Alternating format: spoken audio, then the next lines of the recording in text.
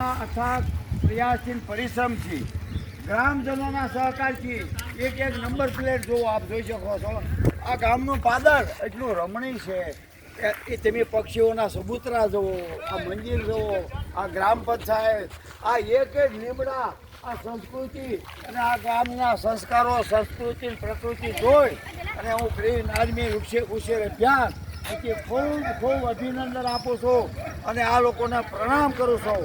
આપ જોઈ શકો છો આ એક વૃક્ષ જોવાથી ગ્રામજનોના સહયોગથી આ પ્રેરણાદાયક આખા ગુજરાતમાં, આખા દેશમાં હું તમામ પ્રજાજનોને નમ્ર વિનંતી કરું છું. આ બાળકો જુઓ, આ વીરતા ગામના બાળકો જુઓ, એક અમારા વિનોદભાઈના ભાઈ છે જુઓ, એક વ્યક્તિ જુઓ.